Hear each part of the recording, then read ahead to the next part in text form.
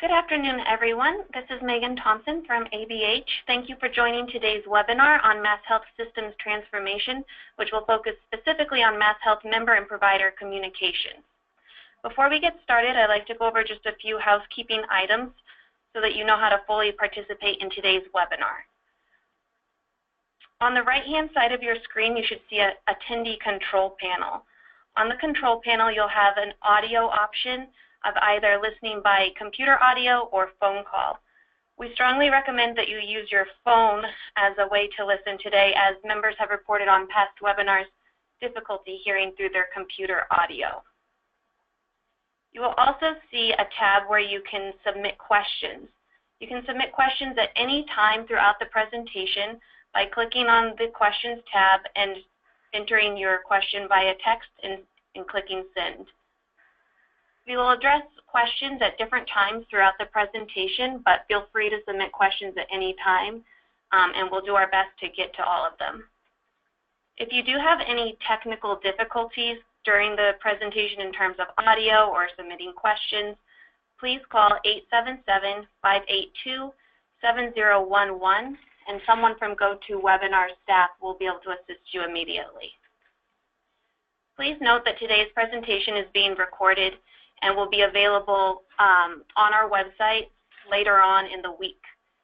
Along with the recording will be an option for listening with closed captioning. You will also see on your attendee control panel a handout tab. On the handouts tab, you'll see 5 different PDFs that are available for download at any time during the presentation. These handouts include the MassHealth member notices about plan assignments and notice key, and this is a document combined with both English and Spanish options. A MassHealth member ACO one-pager and enrollment guide offered in both English and Spanish. A MassHealth enrollment event flyer, which is in English only. A MassHealth provider training event schedule flyer, and also a MassHealth behavioral health provider fact sheet. These handouts are also available on ABH's website if you wish to access them later following the webinar. Now, without further ado, I'm going to turn it over to Lydia Conley, our Vice President for Mental Health. Great. Good afternoon, everybody. So today we're going to do a webinar about MassHealth member and provider communication strategy relative to MassHealth Systems Transformation. So today's presentation will give a refresher on MassHealth payment and care delivery innovations, which MassHealth is now calling PCDI. It's also been known as MassHealth Innovations or Systems Transformation or Section 1115 waiver implementation. It will address in detail MassHealth communications to its members about new plan options coming online in March of 2018 and outline MassHealth's provider education strategy.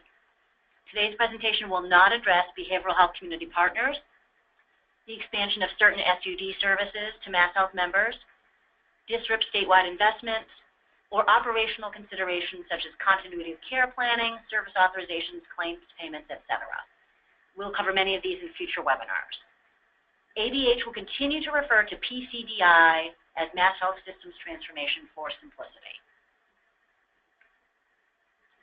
So the topics covered today, we're going to review some key terms relating to MassHealth Systems Transformation, the goals and drivers for systems transformation, the Baker administration's general approach and pathways to systems transformation, and then we'll review in some detail the plan types and options that will become available in March of 2018, including accountable care organizations, and we'll spend a few minutes discussing primary care exclusivity, managed care organizations, the Primary Care Clinician Plan, then we'll talk about networks and relationships, the MassHealth member education strategy. We'll have an overview of MassHealth provider education, and then a timeline for this initiative. So first, a refresher on some key terms. Accountable Care Organization, or ACO. So MassHealth uses a couple of definitions for ACO, and this is one of them. An ACO can be thought of as a network of physicians, hospitals, and other healthcare providers working together to provide integrated healthcare for their patients, with the goals of improving health and containing costs. ACOs enter into population-based payment models with payers and are held financially accountable for care cost and for quality. Managed care organization. So an MCO is an entity that provides and or arranges for covered services under a capitated payment arrangement that is licensed and accredited by the Massachusetts Division of Insurance as a health maintenance organization. Managed Behavioral Health Organization, or MBHO, this is a specialty entity that manages and or provides covered behavioral health services. And just a note, in some of MassHealth's communications materials, they refer to MBHOs as BH contractors or BH vendors. So the goals and drivers of systems transformation. The primary driver for systems transformation is to ensure the financial sustainability of MassHealth. So the graph on the right-hand side of the slide is a rather dated MassHealth graph, but it is attempting to show that MassHealth expenditure growth has become unsustainable. It's about 40% of the state budget now. There's a perception among policymakers and legislators that it's crowding out spending on other areas the Commonwealth wishes to prioritize, things like infrastructure, public education, public higher education, things like that. MassHealth over the past couple of years has taken some short-term initiatives to bring down expenditure growth, some program integrity and other operational initiatives, but they really tackle the low-hanging fruit and are looking for a way to ensure the long-term sustainability of the program. So toward that, the Baker administration is looking at this as both a challenge and an opportunity to improve population health and care coordination through payment reform and value-based payment models, to improve integration of physical and behavioral health care, and to scale innovative approaches for populations receiving long-term services and support.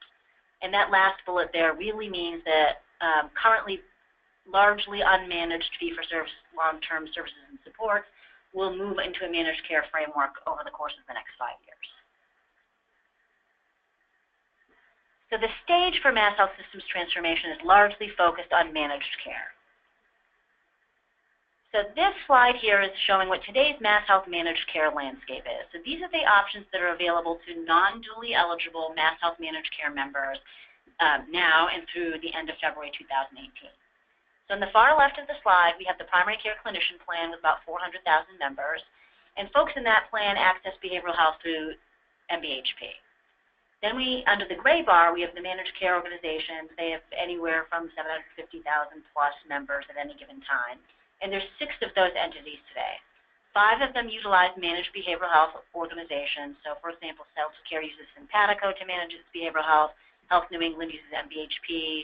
And 3 others use Beacon Health Options to manage its behavioral health. Tufts Health Together is the single MCO that manages its behavioral health internally. And just a note, each MCO today operates in 1 or more of 5 MassHealth regions. For ACOs, this is no longer a requirement, and we'll talk about the implications of that as we go through the presentation. So the general approach to MassHealth Systems Transformation. So the current state, not just for Medicaid, but for healthcare generally, is still one that rewards volume. It's really built to address emergency or short-term medical events. It's difficult for members and patients to navigate the system. You might have multiple doctors treating the same individual for the same condition without talking to one another, or in many instances not even being aware of one another. There's limited to no transparency into quality and efficiency of care, and patient information is often stored in silos, so EHRs that don't talk to one another, don't talk well, or paper medical records.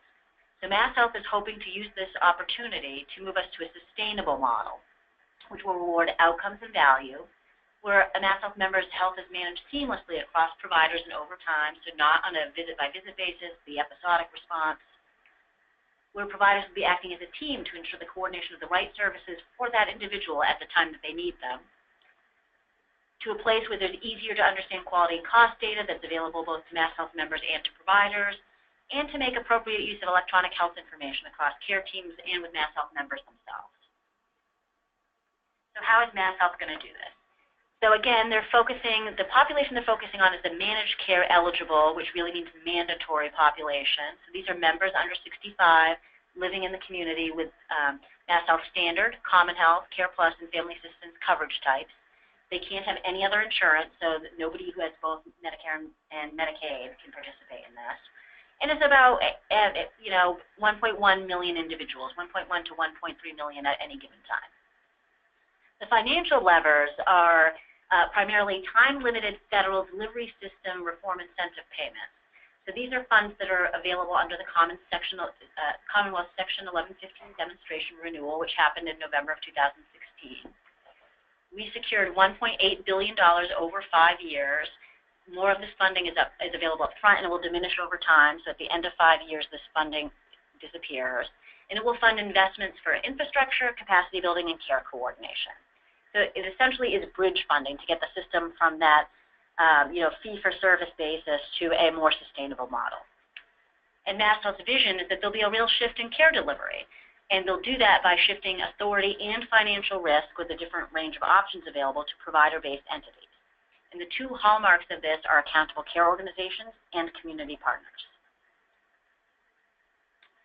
So even though I just mentioned community partners, we're not going to talk about that today. Our presentation is going to focus largely on accountable care organizations and managed care organizations. And we'll cover statewide investments in community partners and some other things in future presentations. So ACOs are accountable care organizations. So of the $1.8 billion DSRIP investment over the course of 5 years, ACOs are slated to get $1.1 billion of that.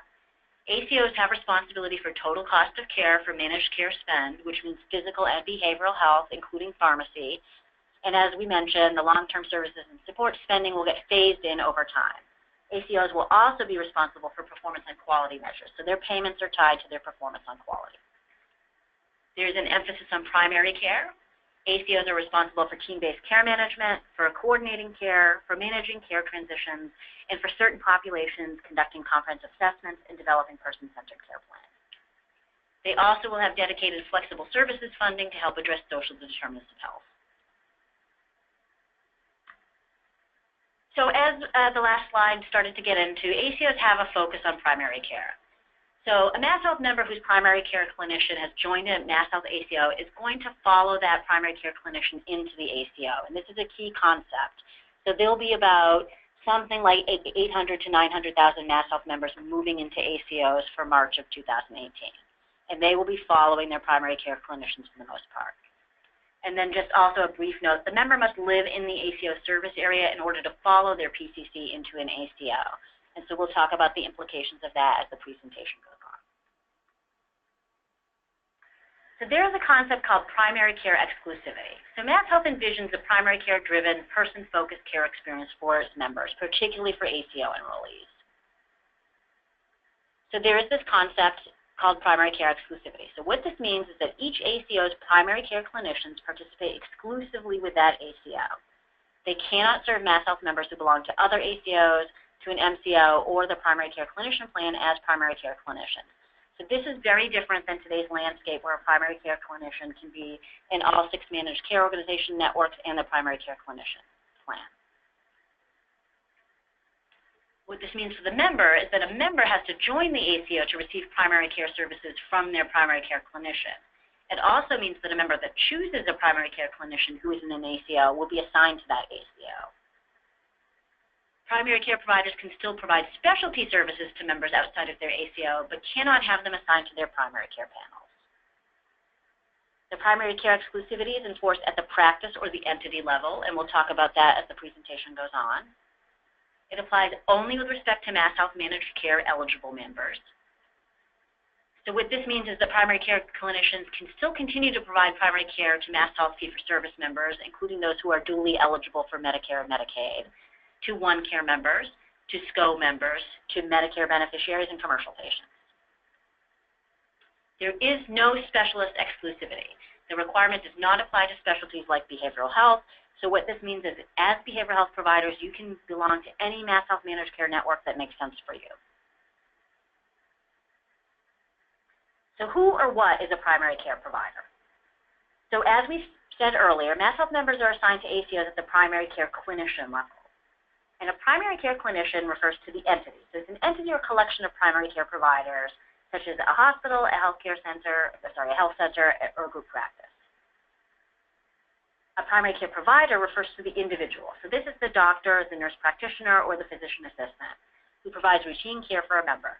The PCP is responsible for all routine and preventive health care and refers the member to specialists as needed and appropriate.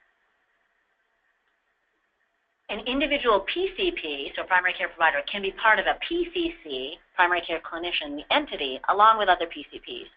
Or a PCP may him or herself be a PCC if that individual operates as a standalone provider. And we have an example on another slide to help make this clearer. And so just a brief note, so although members are going to be assigned at the PCC level, the entity level, MassHealth member communications are going to use the term PCP to refer to that entity for simplicity. So there may be a little bit of confusion around that. There is an exception for PCC plan-specific materials, which will continue to use the term PCC because PCP isn't a concept in the PCC plan. So PCCs and PCPs.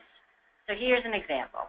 Dr. John Watson is a primary care provider, and he works at Baker Street Medical Practice, a primary care clinician. That's the entity. Baker Street Medical Practice, the entity, joins an ACO. In the new ACO, Dr. Watson's patients are assigned to Baker Street Medical Practice as their PCC. Dr. Watson will remain their PCP. Another example is Dr. Elizabeth Rogers. She's a solo practitioner and she's a primary care provider. She joins an ACO. In the new ACO, members are going to be assigned to Dr. Rogers' practice. So in this instance, Dr. Rogers is the member's PCC and PCP.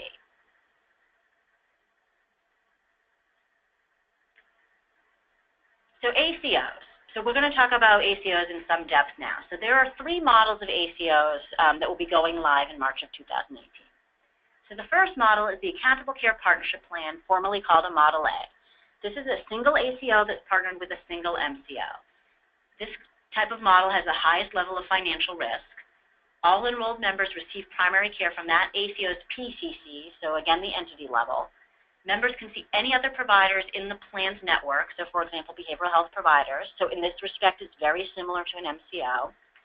However, these types of plans can serve a smaller geography than a MassHealth region. So when we look at the member enrollment guide, we'll see that there are some geographically compact ACOs. There are 13 accountable care partnership plans contracted with MassHealth. The next model is the Primary Care ACO, formerly called a Model B. This ACO contracts directly with MassHealth, so there's no MCO involved in this model. All of their enrolled members receive primary care from that ACO's primary care clinicians. Aside from the PCC, members can see any provider in the MassHealth Behavioral Health Network, which is MBHP, or the PCC Plan network for other specialties. These type of ACOs may have referral circles, which give direct access to specialists without the need for a PCC referral. This doesn't have any applicability to behavioral health services, but we wanted to call it to your attention because it appears in MassHealth materials with some frequency.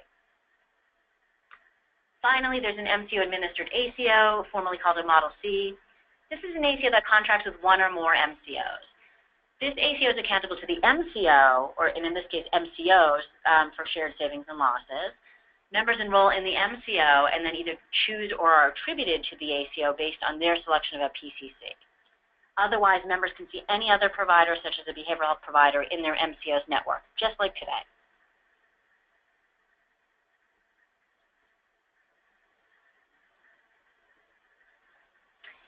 MCOs. So there will still be MCOs. So MCOs generally have an important role in ACO implementation. They remain the insurer, they pay claims, and work with partner accountable care partnership plans and the MCO-administered ACO to improve care delivery and support care integration. They support their ACO partners to build provider capacity, including providing population health management analytics. MCOs are going to continue as a standalone option on a smaller scale. There'll be fewer plans and fewer MassHealth members in them. So effective March of 2018, there will be 2 MCOs, so 2 standalone MCOs. BMC HealthNet, they will be a statewide option, and they will continue to use Beacon Health Options as their managed behavioral health organization. Tufts Health Together will be in all MassHealth regions except for the south of Massachusetts, and they manage their behavioral health internally. All other MCOs will sunset as standalone MassHealth MCO options effective March 1st, 2018. So in other words, Celticare, Neighborhood Health Plan, Fallon Community Health Plan, and Health New England will sunset as standalone MCO options. NHP, Fallon, and Health New England will continue on with ACO partners, but Celticare will be exiting the Massachusetts Medicaid market completely. And the PCC plan, the Primary Care Clinician Plan will continue as an option. MBHP will continue as the behavioral health benefit manager for PCC plan members. And we did want to call your attention to some upcoming changes, which may include significantly reduced plan membership. The Baker administration has proposed differential copays. So people in the PCC plan, the proposal is that they will pay higher copays than those enrolled in ACO and MCO options, and tighter physician and pharmacy networks. And then just quickly a note about service areas and residents. So in terms of plan choices that are available to individuals and to what type of plan they might be assigned. So plan options are going to depend on where the MassHealth member resides.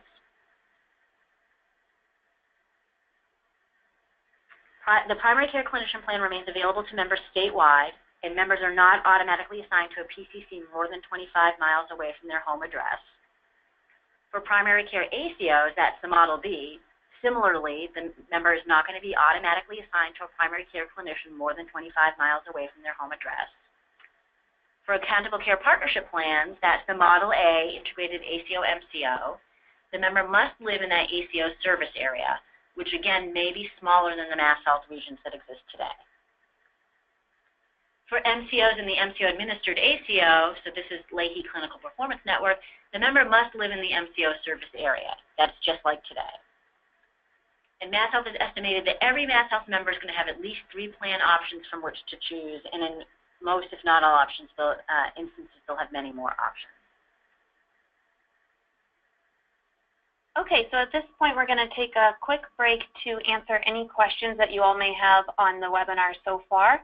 It doesn't look like we've received any questions, so as a reminder, to submit questions, you can click the questions panel on your attendee control panel and type in your questions there and hit send, and we will do our best to address all of your questions throughout the presentation.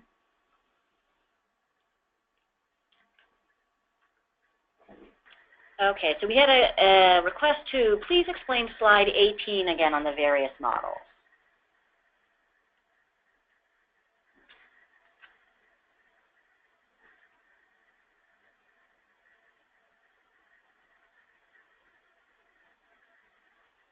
So there are 3 models of ACO. So there's an accountable care partnership plan model. So this is a single ACO that's partnered with a single MCO.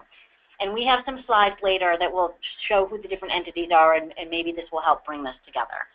So because there's an MCO involved, they're paid a prospective capitated rate for attributed members, so they're at the highest level of risk. It's full insurance risk. All enrolled members receive primary care from that ACO's PCCs. But other than that, members can see any other providers in the plan's network, just like an MCO functions today. So for example, behavioral health providers. These types of plans can serve a smaller geography than a MassHealth region. So when we look at the MassHealth member enrollment guide, we'll see some examples of the geographies of these entities, and you can get a sense of the geographic compactness of some of them. Then there's a primary care ACO Model B. This is the ACO, it contracts directly with MassHealth, so there's no managed care organization involved. So their performance is based on shared savings and losses, based on how they do against total cost of care and for quality for their attributed members. All enrolled members receive primary care from that ACO's primary care clinicians. But aside from their primary care clinician, members can see any provider. So for BH, they can see any provider in the MBHP network, and they can see any specialist in the PCC Plan network otherwise. And then for the MCO-administered ACO, the Model C, this is an ACO that's contracted with 1 or more MCOs. So there's one, it's Leahy Clinical Performance Network. They are required in the first year of their contract to contract with both Tufts, which is one of the 2 MCOs left standing, and with BMC HealthNet. So they'll be contracted with both of those MCOs. They're accountable to the MCOs for their shared savings and losses. Members enroll in the Leahy ACO via the MCO. So they get enrolled into a plan and then find their way to Leahy. And so this will be based on, again, PCC selection. And then just like MCOs today, because there are MCO partners there, members can see any other providers, such as behavioral health providers, in their MCO's network.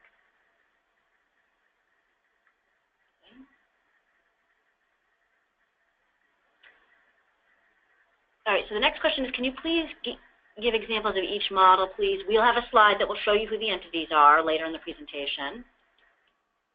The next question is, I work in the prison system. So when they apply, they reside in prison but will release to other parts of the state. How will that work in picking a plan? That is an excellent question. I'm not sure that we can answer that as a blanket statement because it will depend on what MassHealth is going to have in their system for their home address. So it'll be all driven by home address. So if you want to follow up with us afterwards online, we'll try to get an answer for you. Can we print the slides?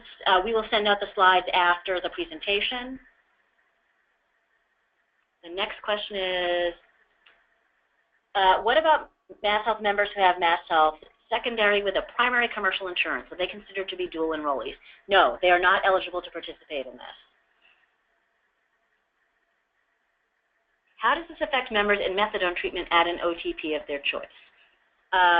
It affects it just as it would similarly to managed care organizations today. The member will have the OTP providers that are available to them within the network of their plan. So just like it functions with managed care organizations today, they would be looking for a methadone treatment provider within the network of the plan that they're enrolled in.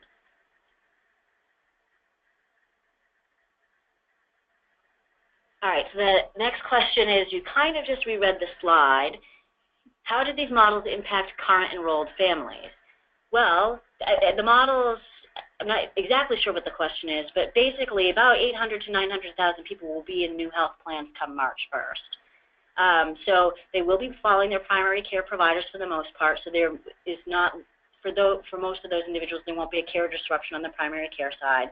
But for some of whom that don't live in the service area, there will be a care disruption on the primary care side. And to the extent that some of their specialists are not in the networks of the new plans, there's potential care disruption there. Then there's a question about MassHealth secondary with a primary commercial insurance. Are they considered to be dual enrollees? No, they're not part of this initiative.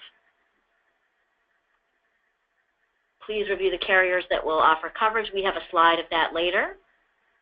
How will this affect the homeless? We certainly understand that there will be a perhaps a disproportionate impact on homeless individuals. We don't really have an excellent answer yet for how MassHealth is thinking about that.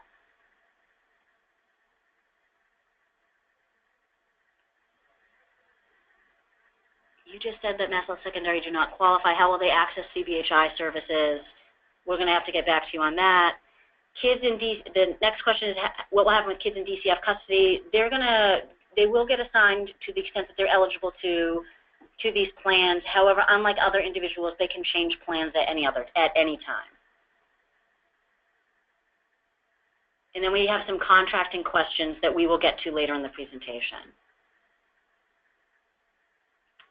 And then we get into we're getting some logistical questions. So we have questions about sort of network access, which we can answer at very broad level, but not the specifics yet, and we'll answer that later in the population. What happens to MassHealth members who are not impacted by this initiative? Do they just continue to receive services as they do now? Yes.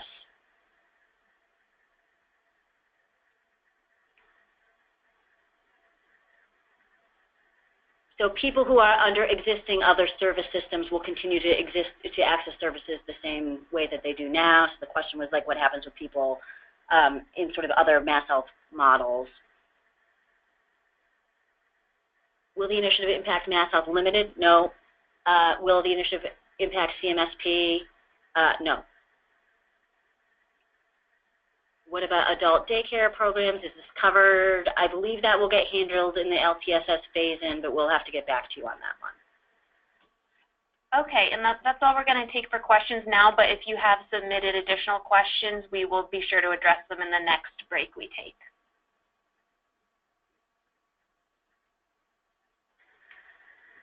Okay, so now we'll be talking about the future of MassHealth managed care, and this will hopefully answer some of your questions about who the players are.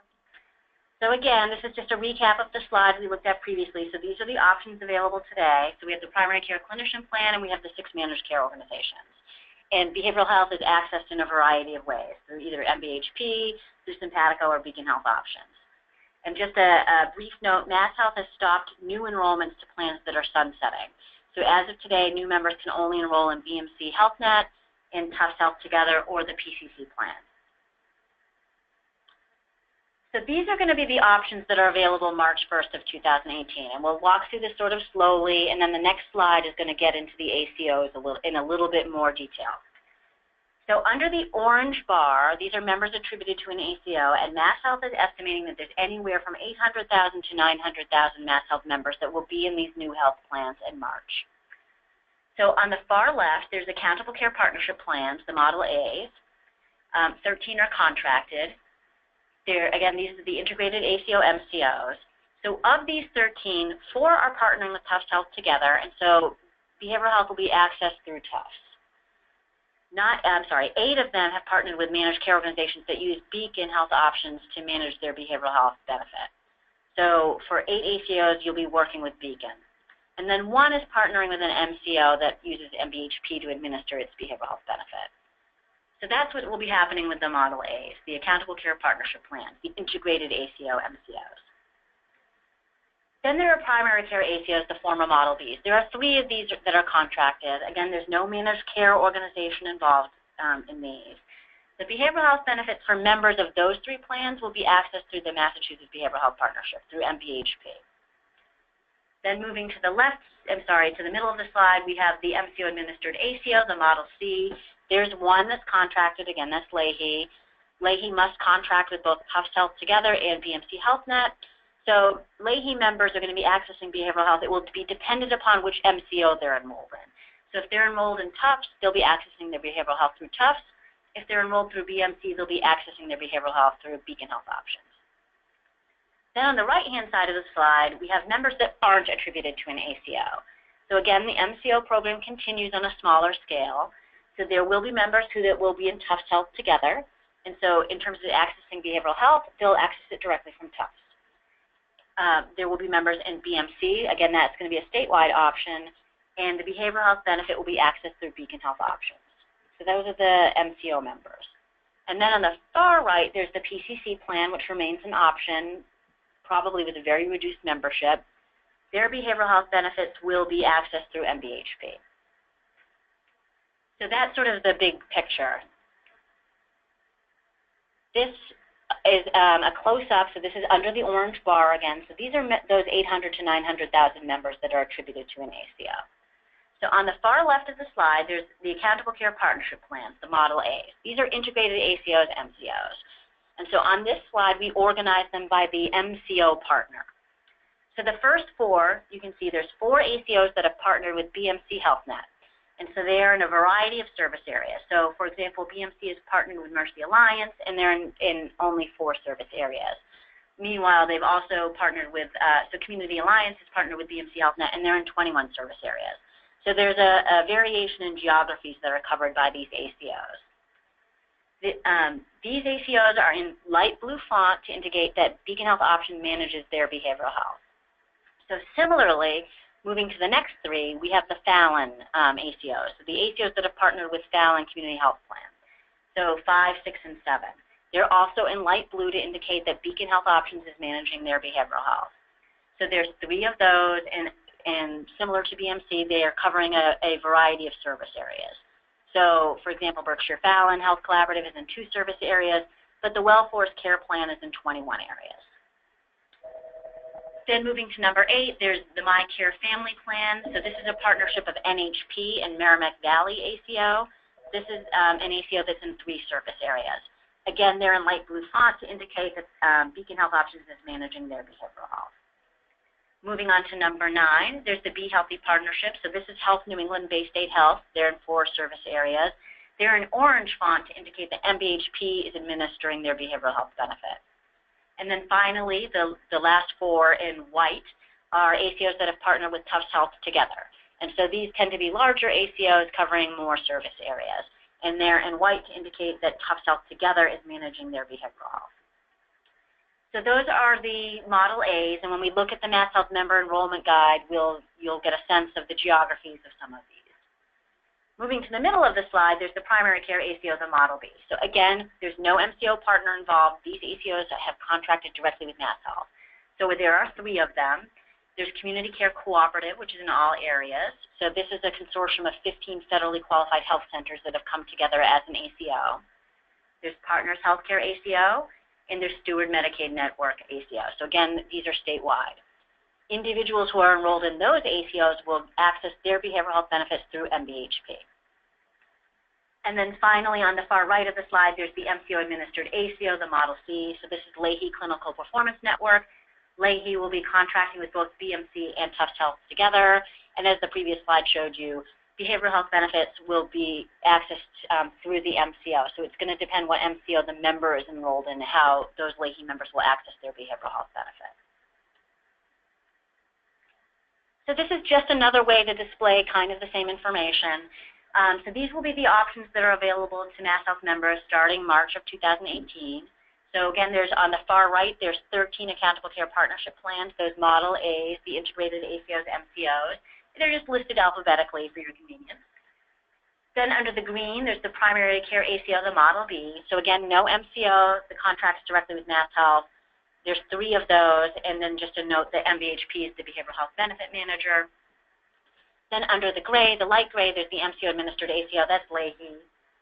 Under the dark gray, there's the MCOs, so there's Boston Medical Center Health Net Plan and Tufts Health Public Plans. And then the PCC plan remains an option where MBHP is the Behavioral Benefit Administrator. So just another way to display the same information that may be helpful to you or may not. And then this is a slide showing how behavioral health benefits are going to be accessed come 2018. So today, behavioral health providers are interacting with 4 entities primarily. So today they're interacting with Beacon, with MBHP, with Tufts Health Together, and Simpatico. So come March 2018, you'll be interacting with only 3 of them. So Beacon Health Options is affiliated with 14 different plan options. MBHP is affiliated with 5, and Tufts Health Together is with 6. So those will be the relationships, and they're just listed that way. And so now we're going to stop for some questions, so I'm sure there'll be some questions about contracting.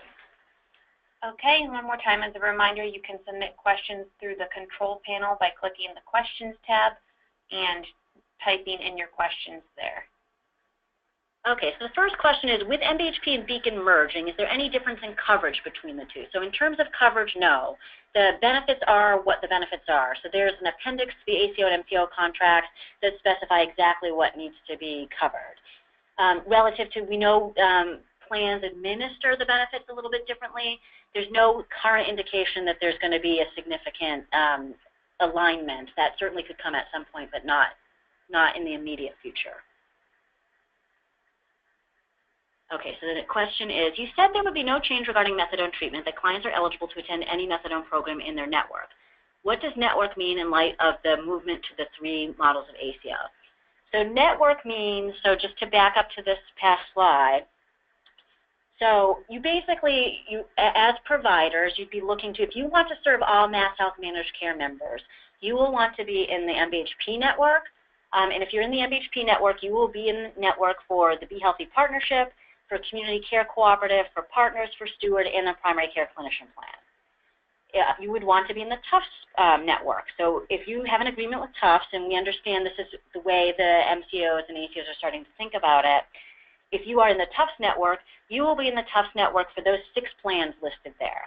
So you'll be in the network for Tufts Health Together, for Tufts Health Together serving Leahy members, for Tufts Health Together with Atrius, with BIDCO, with Boston Children's ACO, and with Cambridge Health Alliance. And then finally, similarly for Beacon Health Options, Beacon has expressly told us that the way they are thinking about this is they will do contract amendments, and you will be in network if you are a Beacon provider with all of the plans with which they're affiliated.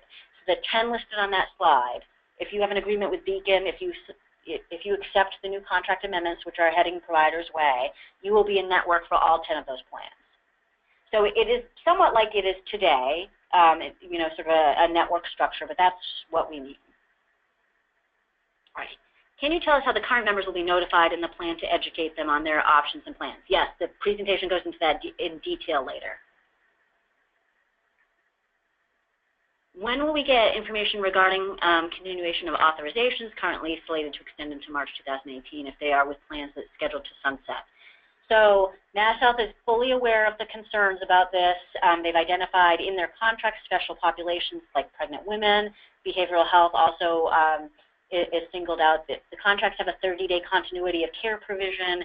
What that exactly means, we don't know, and I think there's a recognition with both MassHealth and with the plans themselves, frankly, that 30 days may not be enough. But there's no details on that yet, and we're not quite sure when we're going to get details about that.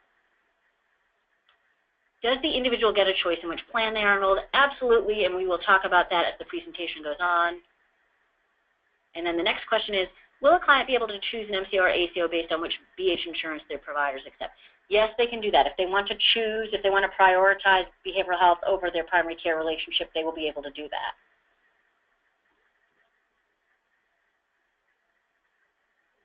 Okay, and that looks like that's all the questions we have for now. So we're going to continue the presentation, and we'll have additional times later on for more questions. So now we'll try to hopefully help this come together a little bit in terms of networks and relationships. So how does this fit together? So we're going to walk through the primary care perspective, which, frankly, this may be the most disruptive in terms of relationships. We'll talk about the specialist perspective, so that's the BH perspective, and then finally the MassHealth member perspective. So this is the primary care clinician perspective. So again, the entity level. So we'll just walk across this chart. So as a primary care clinician, my ACO participation options are, and they're listed on the left-hand side of the chart. And then we'll figure out who I can deliver primary care services to. In the top green one, I am a primary care clinician. I have elected not to participate in an ACO. So which MassHealth managed care members can I deliver primary care to? So I need to contract with the PCC plan and or the managed care organization. So now we know that's Tufts Health Together and BMC HealthNet in order to have any MassHealth managed care members in my panel. What this does mean is that I cannot serve ACO members as a PCP. So now that I'm a primary care doc that has chosen not to join an ACO, so I can't see, for example, steward members. I can't see partners members. I cannot see WellForce members. I'm only able to see PCC plan members or MCO members. Going down to the first gray row there. So I'm a PCC and I've joined an accountable care partnership plan. So that's the Model A. It's an integrated ACO MCO as a network PCC. So I serve a panel of MassHealth members who are all enrolled in my ACO. So I've joined Boston ACO. So I'm seeing only Boston ACO members. This means I can't have a primary care panel in any other MassHealth managed care product. So I can no longer see PCC plan members. I can no longer see MCO members, so the standalone options for BMC HealthNet or Tufts Health Together, and I can't see the members of another ACO. So this is very different than the current landscape for primary care docs. Similarly, if I'm a primary care doc that's joined a primary care ACO, that's the Model B that directly contracts with MassHealth as a participating PCC. So say I've joined Steward, I serve a panel of MassHealth members who are all enrolled in my ACO. So I'm only seeing Steward members. So this means I can't have a primary care panel in any other MassHealth managed care product. So I can no longer see PCC plan members, I can no longer see BMC HealthNet or Tufts Health Together MCO members, and I can't see the members of another ACO. So I can't see partners members, I can't see WellForce members, etc. Then finally, I'm a doc that's affiliated with Leahy, so I've joined the MCO-administered ACO of the Leahy Clinical Performance Network. So this is a little bit different. So my ACO, so Leahy, is partnered with BMC HealthNet and Tufts Health Together. I have to contract with both of these MCOs as a network PCC for their members. And all the MCO members who are assigned to my panel are going to be considered part of my ACO's attributed population. I can't have a primary care panel in any other MassHealth managed care product. So I'm not seeing the members of any other ACO or the PCC plan. So now we'll look at it from the specialist perspective, so the non-PCP perspective. And we'll look at the orange bar for behavioral health because that's who we are.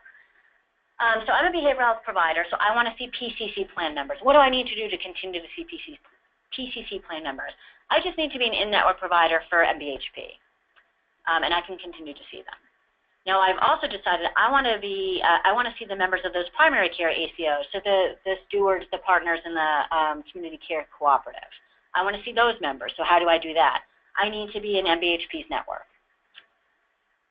I've also decided that I want to see MCO members. So what do I need to do there? And this would also include Leahy. So I need to contract with Tufts Health Together, or in the case of BMC HealthNet, I need to be part of Beacon's network. And I can see those Model B members, the MCO members. And then finally, on the far right of the slide, the Accountable Care Partnership Plan, the Model A. These are the integrated ACO, MCOs. So I need to be in each Accountable Care Partnership Plan's network. And so for those that have partnered with an MCO that uses either Beacon or MBHP, then I need to be in either Beacon or MBHP's network if I want to see those enrollees. And so that goes back to that slide that showed the sort of the 3 avenues for accessing behavioral health. So you really need to be in 3 networks primarily. So you need to be in the Tufts network, the MBHP network, and the Beacon network in order to see MassHealth Managed Care members. And then this was getting at someone had raised a question, I think, getting at this point. This is the MassHealth member perspective. So remember, for the most part, MassHealth members are going to be following their primary care doc. So looking at this slide, we'll start with the Accountable Care Partnership Plan. So my doc has joined an Accountable Care Partnership Plan. So who can I see? So now I'm in that Accountable Care Partnership Plan because I followed my doc.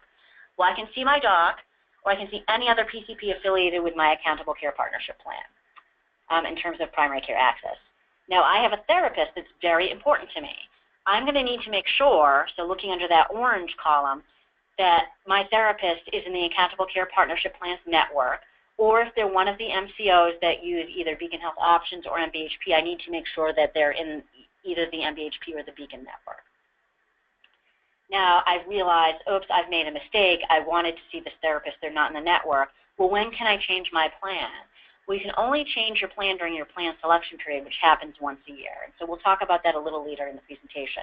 But MassHealth members do get locked into their plan choices come June 1st. So moving our way down the slide, primary care ACOs. So this is the Model B. This is the entity that there's no health plan involved. They're contracting directly with MassHealth. So in terms of following my primary care doc, I can see that doc or any other doc affiliated with my primary care ACO. Then in terms of that therapist who's very important to me, I need to make sure the therapist is in the MBHP network. So similarly, I've been attributed to the Steward ACO. I've decided this really isn't working out for me. When can I change my plan? Again, only during my plan selection period, which occurs once a year. Then moving downward to the MCO and the MCO-administered ACO, so this is Leahy again. So I followed my doc into BMC HealthNet, for example, so I can see my doc or any other doc in the BMC network in that particular example. In terms of the BH specialist, I need to make sure that my therapist is in that provider's, is in that MCO's network. So in the case of BMC HealthNet, that would actually be Beacon. In the case of Tufts, it would be the Tufts network. So when can I change my plan? I can do that during my plan selection period, which occurs once a year. And then finally, the Primary Care Clinician Plan. I can see my primary care doc, or I can see any other primary care clinician in the PCC Plan network. And then in terms of that therapist who's important to me, I just need to make sure that they're in the MBHP network. So when can I change my plan? Well, for the PCC Plan, I can change my plan at any time. So I can change into a more managed option at any time. And that was a MassHealth policy decision to encourage people to enroll in sort of more managed options. So we'll stop for some questions. Okay, and we're going to take about 3 minutes to answer any questions that you all may have so far. Okay, so the first question is, will there be additional enrollment periods offered throughout the years, especially in light of the regional aspect of these plans? Will an intra-Commonwealth relocation allow for members to change plans independently? Yes.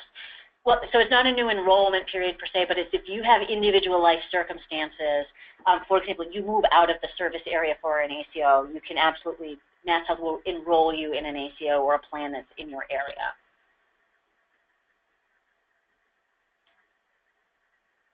If an agency is already in network for MBHP, Beacon, and Tufts, will that agency continue to be a part of those plans? So we have sort of preliminary answers, and it's the most definitive on the Beacon side. So what Beacon has told ABH is that they will be sending contract amendments to the providers in their network that will basically pull them into all of the ACO and MCO plans with which they're affiliated. So providers are supposed to be getting these contract amendments by December 22nd. With apparently new contract terms.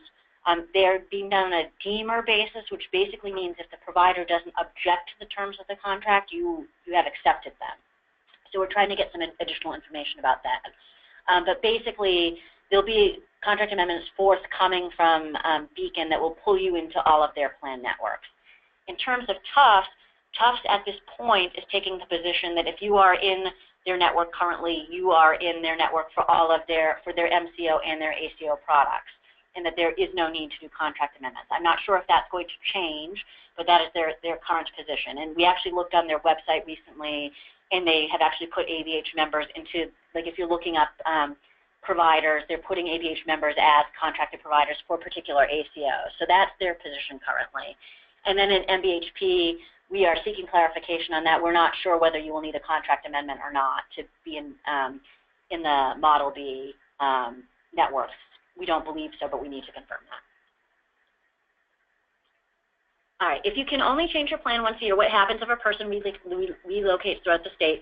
So there are regulatory exceptions to this once-a-year lock, and in one of the most major one is that you have relocated out of the service area. So you can absolutely get moved into a new plan.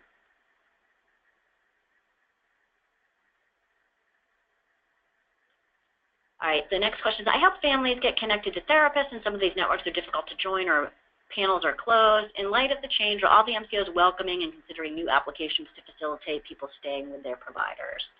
I don't know the answer to that on an individual basis. MassHealth is conducting readiness reviews, which also looks at network adequacy, so that's one of the things that MassHealth is looking at, but I don't have a definitive answer on that.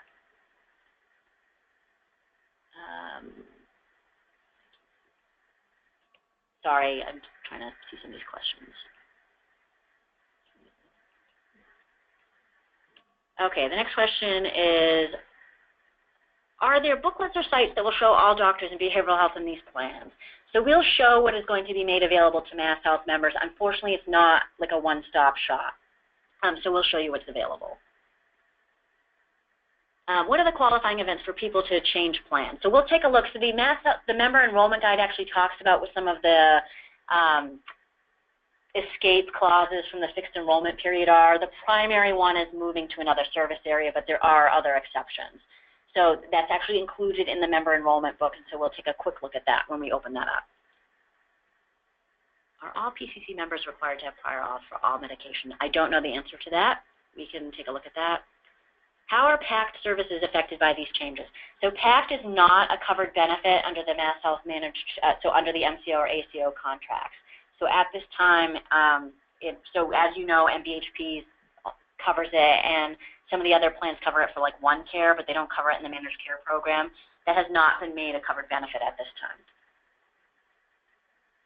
How are all MassHealth subscribers going to enroll? Do they do it by mail? If they don't enroll, will MassHealth pick the plan? Yes.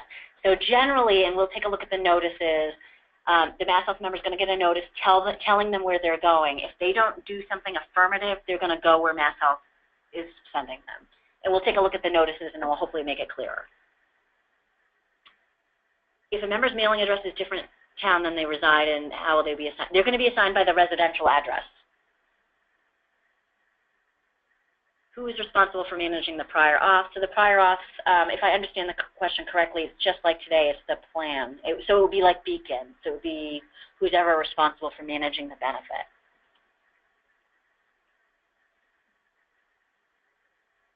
Will this new structure help with the fluctuation of eligibility for members, meaning frequent terminations and retro reinstatements?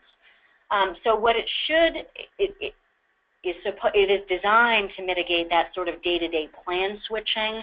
It probably won't do anything for the eligibility issues. So, if your person becomes ineligible or did not disclose third-party insurance or those types of things, it won't do anything to prevent that. But it will switch to it will moderate to some extent the sort of switching from, NHP one day to another plan the next day. Unfortunately, all right, so the questions we're getting now, we're actually going to cover as the presentation goes on. So we'll keep them up, and if I don't answer them during the presentation, we'll go back to them. But I think we're going to proceed.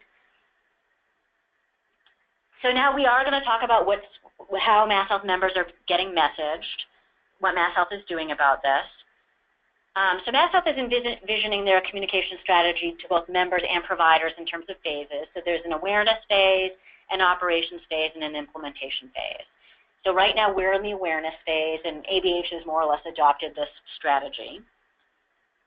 So in terms of the member communication and assignment timeline, So MassHealth began noticing members in the middle of November, and so the notices will go out to MassHealth members all the way through December 22nd. And we will look at some of the notices, a couple of them in detail. They also are having MassHealth in-person member enrollment events around the state in January and February. And then March 1st, MassHealth members become assigned to their new plan. So this is when they officially become ACO and MCO members. So this is when their plan selection period begins. And then June 1st, this is when MassHealth members' fixed enrollment period begins. It doesn't apply to the PCC plan, but that's when all other MassHealth members are basically locked into their plan choices for about 9 months. And March 1st is important, and people will not be happy to hear this, but this is the only way that you as providers will have a systematic way to understand which plans MassHealth members have been assigned to, because that's when the MassHealth members' eligibility goes live in EVS, so the MassHealth Eligibility Verification System. So this is the MassHealth member noticing schedule just to show you. So the notices started mid-November, and they go all through December. Then starting in January and February, so after people have hopefully received their notices, there's the enrollment events. So they're around the Commonwealth. The MassHealth has already built in some snow dates for these. Then you can see March 1st in yellow. That's the member assignment, and that's the plan selection period. So that's the date those things begin. And then in orange, those orangey colored dates, this is the entire period that MassHealth members have to change their minds about the plans that they were assigned to. So it's their plan selection period.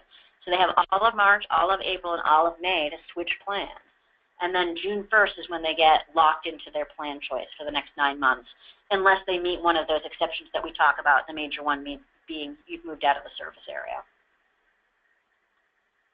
So we'll talk about some of this other stuff in detail. So in terms of member communications, so member notices have gone out, as we noted. So they'll be going out for about 6 weeks. And there's 5 distinct notices, and we'll take a closer look at this. And there's a notice key that you can use to help members understand their default enrollment. The MassHealth heads of household are also going to receive an enrollment guide, which we'll take a look at. MassHealth is sponsoring enrollment events. I referenced the flyer. That is a webinar handout, so you should be able to see that. There's that. There's a dedicated website to help members with plan comparison selection, and we'll take a look at that. We'll do a little demo. A huge caveat is that it does not include behavioral health providers or other specialists, so that is a significant limitation. And just of note, all of these print materials are available also on the ABH website under the members only section. They're also all available on the MassHealth website. It's just sometimes it's a little hard to find them. So the 5 member notices. So MassHealth, all of the notices have a green stripe on the envelopes and across the top of the letters. And the notice name is in the top left letter corner. And we will take a look at this in a second. There's MassHealth A. So this is where the member's following their PCC into an accountable care partnership plan. MassHealth B, the member's following their PCC into a primary care ACO. C is when the member's following their PCC into an MCO supporting the MCO-administered ACO. So that's LAHI. So there's about 815,000 MassHealth members getting those letters. That's MassHealth's most recent estimate. So they're still actually generating those notices, so the actual number will differ. Then there's the MassHealth AE notice. This is when the member's current plan is no longer available and the PCC didn't join an ACO. What this notice is telling the member is that they're going to be auto-assigned to a new plan in March if they don't choose a plan. So it's not telling them which plan they're going to now. It's telling them we will tell you which plan you're going to as it gets closer to March. So about 100,000 MassHealth members are getting that notice. And then there's the MassHealth PSP. So this is where the MassHealth member is going to stay in their current plan unless they make a decision to do something otherwise. So it's almost like an open enrollment letter saying, hey, take a look at our plan options. You may want to consider picking a new plan. But if you're happy with your current plan, you don't need to do anything. And about 300,000 MassHealth members are estimated to stay put. So this is the MassHealth notice key, and we'll pull this up in a second so you can see it because it's, we know it's not easy to read.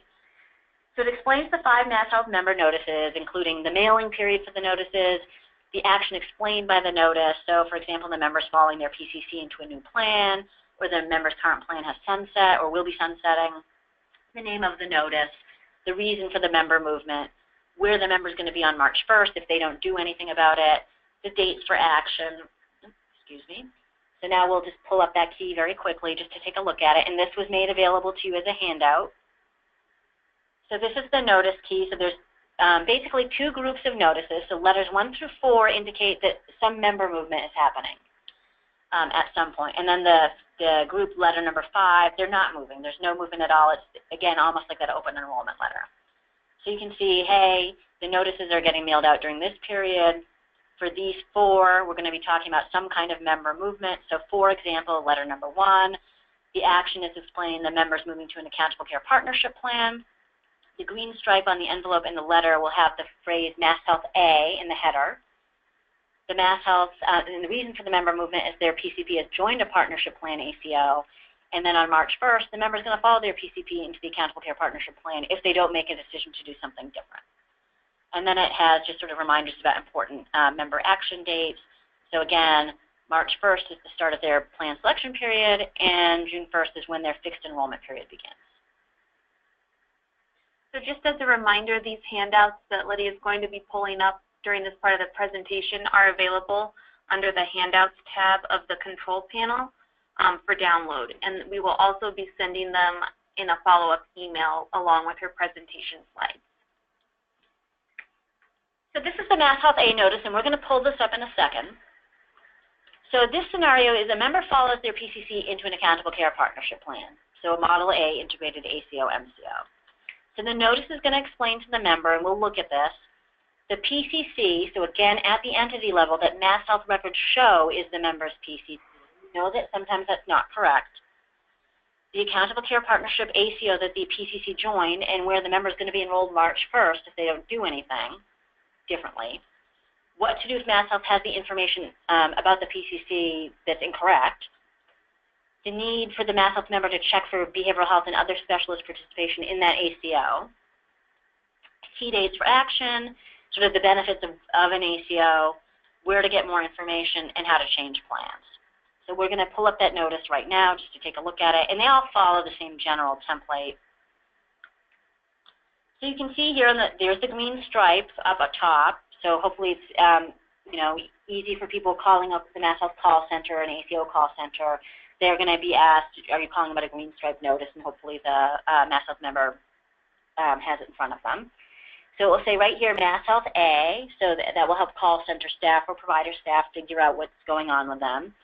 It does indicate in green, in parentheses it's green for individuals who have color blindness. Then the notice gets into some details. So it says, hey, as of March 1st, there's some changes coming for you. This is where it's going to list right here your PCP, but again, they mean the entity level, so they will actually plug in the name of the PCC on file into the letter, has joined a new health plan, and then here they'll plug in the partnership plan's name. This is an ACO. We're going to enroll you in this unless you tell us otherwise. Here's the information about, okay, if we got your PCC wrong, this is what you need to do to call and correct us. It also says, if you don't want to move, you got to let us know by March 1st, but you actually also have till May 31st to try out your new plan and still make changes. They have this important information here, like what do I need to do? So this is the part where it's saying you really should check for specialists like behavioral health providers. And so this is potentially misleading in some ways. So you can check, so the ACOs, call centers, and websites went live in November. So it will plug in the ACO's particular web address, so they can, if they have internet access, they can do that. They have the call center info. They list the MassHealth website that's been designed for MassHealth members. It's called MassHealthChoices.com, and we'll take a look at that. And this is where it is a little bit perhaps misleading because, again, you can't find specialists off the MassHealthChoices.com website. And then also contacting your doctor, specialists, providers directly. And then, good news, if you're happy with this, if you like your PCP and you don't feel like doing anything, you don't need to do anything. We'll automatically enroll you. They show you the key dates again, March 1st, you're going to get enrolled in this particular ACO, and you have until May 31st to try out your new health plan. And then you can continue to change up to that date. Here's sort of the language about what an ACO means. This is continuity of care language, so we know this is obviously concerned to providers. So it says on or after March 1st, if you are pregnant in treatment, and that's sort of unclear what that means, or have an upcoming surgery, The MassHealth member should call the health plan to let them know that they need to continue to work with their providers to avoid care interruptions. So what this means specifically to behavioral health, we don't exactly know, but there is continuity of care language. And it is putting some responsibility on the MassHealth member in that instance.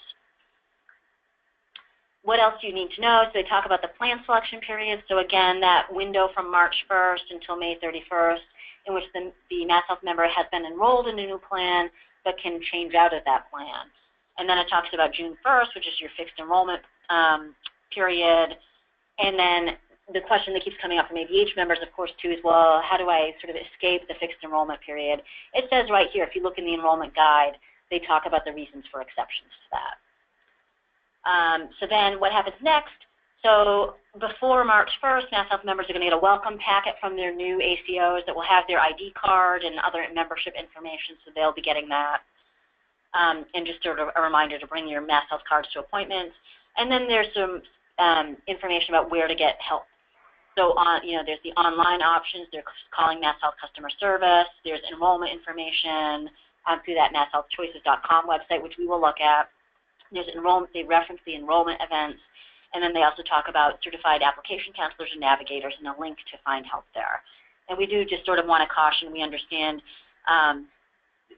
capacity may be an issue for certified application counselors and navigators, and the website, that link right there will tell you you are going to need to make an appointment.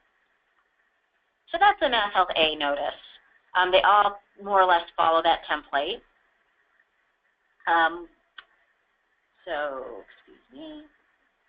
So anyone getting the A notice is going to just, again, go to one of these plans that are listed here. Then the B notice, so we'll pull this up as well, but we are hopefully getting the gist of this. So this scenario is where members follow their PCC into a primary care ACO. So again, that's the model that the ACO is contracting directly with MassHealth, and there's no MCO. So the notice will explain the PCC, again, the entity level that MassHealth records show is the member's PCC. The primary care ACO that the PCC joined, that the member is going to be enrolled in. What to do if MassHealth has the wrong PCC on file. The need to check for behavioral health provider in the MBHP network, so the notice does specifically reference MBHP, and for specialist participation in the MassHealth network. Key dates, the benefits of an ACO, where to get more information, and how to change plans. So we'll take a quick look at that notice as well. So this is the B notice. So you can see they're following the standard template. So up top on the left, there's the MassHealth B, so indicating this is the Model B notice, the primary care ACO notice. And then it's following the template. So it's saying on March 1st, you're going to this new plan, so they'll plug in the plan name here. Right here, it's telling you who the PCP is. So that is, again, the entity level. Here again is the information about if MassHealth has the wrong information about who the PCC is, who the MassHealth member should call, and then basically what do I need to do? So, the recommended steps are to check out the ACO to figure out about specialist participation, and then there's specific language about MBHP, checking the MBHP website to figure out whether your behavioral health provider is part of that network. And then basically, as is the case with the other plans, if you're happy with your new plan, you don't need to do anything. The key dates are redisplayed, including the ACO name again.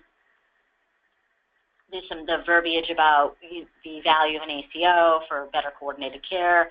Here's the coordination of care language again. There's the discussion of the plan selection period and fixed enrollment periods again. And then here's the information about the member packets that you should be getting before March 1st. And then, again, the same options for looking for help.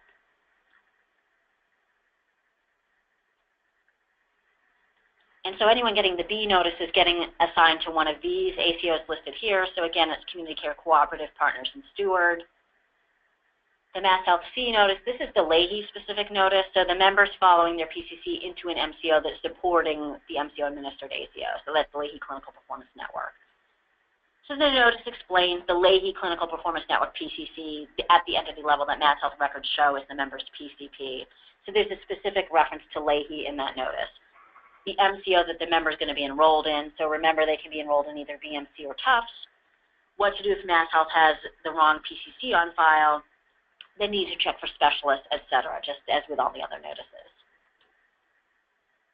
And again, so these members will be going either to BMC HealthNet or to Tufts.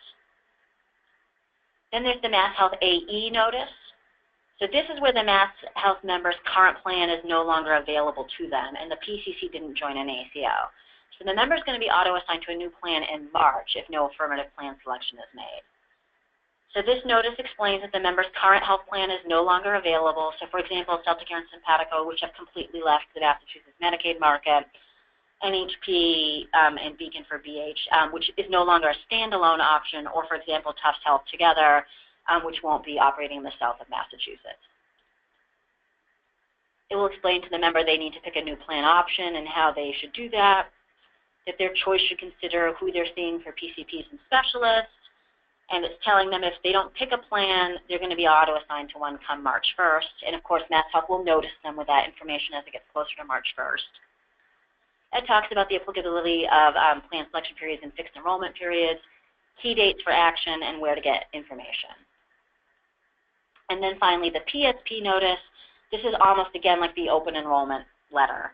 So the member's PCC didn't join an ACO, and their current plan remains available. So the member's going to stay put unless they select a new health plan. So this notice explains, hey, we have these 3 types of plans now, ACOs, MCOs, and the Primary Care Clinician Plan. You might want to check out what's available to you. If you're going to go do that, you should check your PCPs and your specialists. But basically, if you don't select a different plan option, you're going to stay with your current plan. And it does have language about plan selection periods and fixed enrollment periods, along with key dates for action and where to get more information. So now we're going to take a look at the enrollment guide. So this again, it's available in English and Spanish. It's mailed to the MassHealth head of household. So not every member of the household will be getting this, just the head of household. So I can't remember if I said this, so I should clarify. Every member of a household that has MassHealth will be getting a notice telling them where they're going. So if you have 4 members of a household and 3 of them are on MassHealth, those 3 MassHealth members will be getting a notice telling them what's happening to them specifically. The head of the household will be getting the enrollment guide. So it's available in English and Spanish and is a webinar handout. The MassHealth has organized it in terms of sort of learn, compare, and enroll. So the first section, and you can see on the right-hand side, it's sort of organized in the right-hand tabs almost, is learn. So it sort of talks about the models generally. Then the compare section, MassHealth members can actually compare plans. So it's organized by plan type. So it's, the accountable care plans are grouped together, the primary care plans are grouped together, the primary care ACO plans, the MCOs are grouped together, and then the primary care clinician plans. So they're all sort of grouped together. The accountable care partnership plans are grouped by the MCO partner. So for example, all the BMC ACOs are grouped together. And then there's information, general information on enrolling. So how do you enroll in a health plan? How do you change it? How do you use your member ID card? And then here's important information that people have asked about. So changing your health plan. So the general rule, again, is that you can only change during your plan selection period. Otherwise, you're in a fixed enrollment period. And this is right in the guide. People who can change their health plan at any time for any reason are kids in the care and custody of DCF, kids who are in the care and custody of DYS, newborns and children under 1, and then members and primary care clinicians. So they have a blanket exception. And then there's a section with more information that talks about rights and responsibilities. This section, and we'll take a quick look at it, it does have the exceptions to sort of escape the fixed enrollment period. It also talks about costs, which are applicable to some MassHealth members, and it shows the service areas, which we'll take a look at when we open up the guide, which we will do right now. So here's the guide organized, like we were saying, learn, compare, and enroll. Again, this has been made available to you in English and Spanish as a handout. It has contact information, making sure if this guide's for you. So are you under 65? Do you have other insurance? You don't have other insurance, etc. There's the table of contents, learning about health plans. So it talks about each type generally. Key terms like network. It has a little blurb on community partners, and those, as you probably know, are not going online until June 1st. It talks about how you access care providers under each model. It tells you how to compare health plans. They really are pushing people towards their MassHealthChoices.com website. I think we all understand that MassHealth members' access to the internet varies. This is important language. Find your service area to find your health plans, and we'll go into some examples about this. So starting in page 36, they list all the towns alphabetically, and they crosswalk it to the MassHealth service areas. MassHealth members can only be in a health plan in their service area, and again, we will take a look at that. So as we noted, the plans are grouped sort of by type. So for example, all of the accountable care partnership plans are together. So you can see all of the BMC plans are listed together.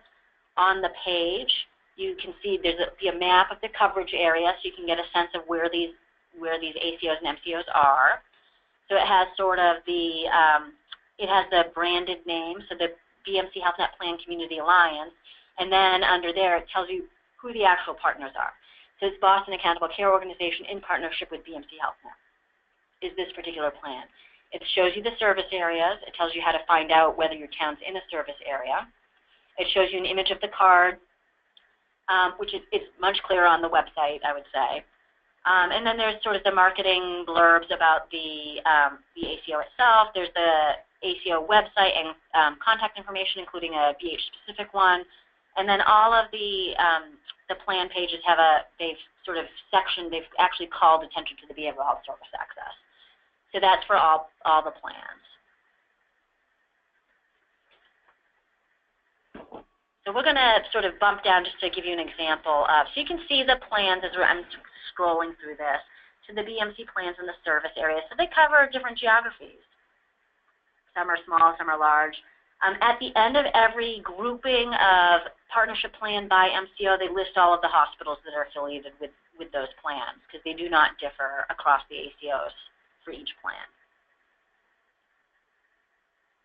So see, now I've moved into the Fallon plan, so you can see their examples here.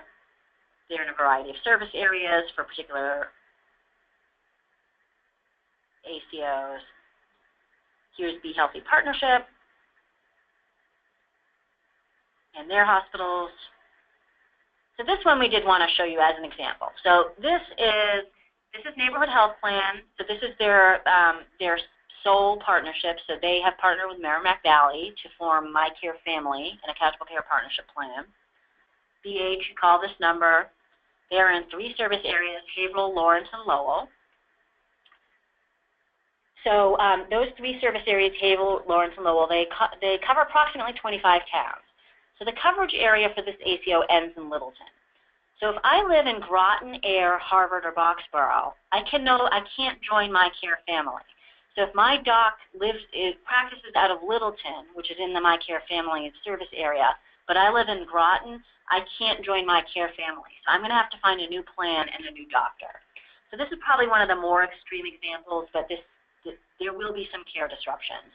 So MassHealth had at one point, we'll find out whether this is true once this sort of goes live, estimates anywhere from about 8% of their population will have a care disruption like this.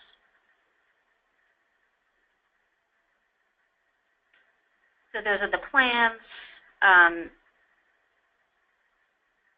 So now those were the accountable care partnership plans. Here are the primary care ACOs. So again, the template's the same. The primary care ACOs are statewide, so the map's going to reflect that they're in all service areas. They'll show an image of the card, the branded name, BH services. They have a slightly different approach to hospitals. You basically have to go to a website to figure out which hospitals are in their network. And then their general sort of marketing information, their web link, and their customer service number. So there's the primary care ACOs, again showing MBHP as the contact for that.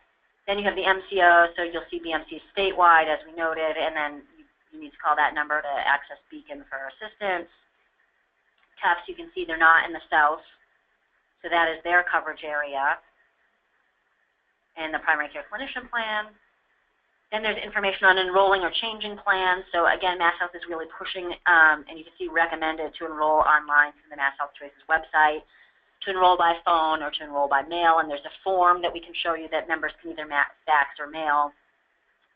This is the changing your health plan language that we discussed. These are the exceptions. So page 32, people seem to be very interested in. These are the fixed enrollment period exceptions. So these are the reasons that you can ask MassHealth to leave your plan and select another one. There's information, there's rights and responsibilities, and then in terms of service areas, so you can see they're organized alphabetically by town, and they'll crosswalk it to a service area. So Abington is in the Brockton service area. Just some of the funky little things about it.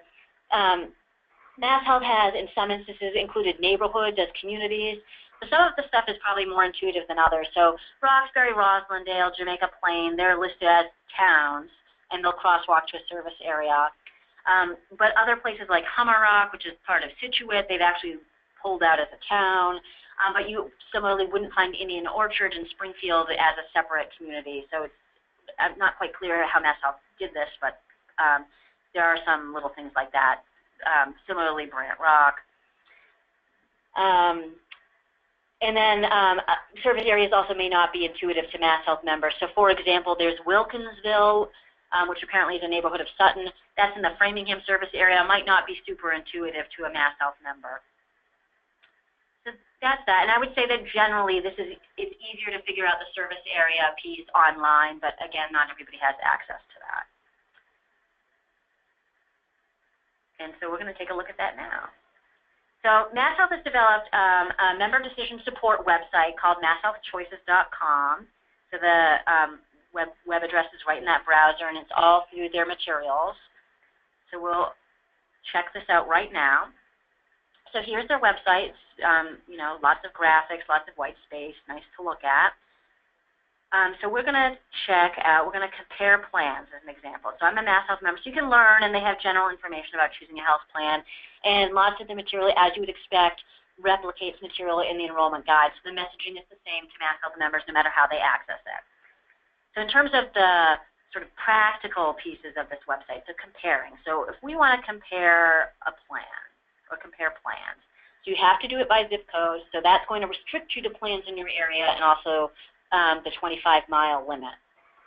So right now we're going to look up Dalton. So we're looking up the Dalton zip code to see which plans are available to me as a resident of Dalton. So it looks like Berkshire Fallon, BMC, Partners, Community Care Cooperative, the Primary Care Clinician Plan, Stewart, and Tufts are available to me. So I have a lot of options. So I'm going to take a look at Berkshire Fallon. That seems interesting to me. I hear a lot about this Partners Network. I want to take a look at that. And I'm going to look at Tufts too. Those seem interesting to me. So I can select up to 3 websites to compare, or plans rather. So now I'm going to compare them. So here they are. So they're across the page, so you can look at them with basic information. So the 3 plans are here. You can hit they have the toll-free number, the BH number. They have the websites for them. Viewing the basic plan benefits, they're all the same. They're the MassHealth member services, so there's no difference there. There's sort of the marketing description of the plan. Here are better images of the member cards if you're interested in looking at them, much better quality, and they tend to show the backs of the cards so you get a sense of that. And then it follows a template like a lot of the commercial health plans about what's available. So you can compare them. Are digital tools important to you? You can see what's available.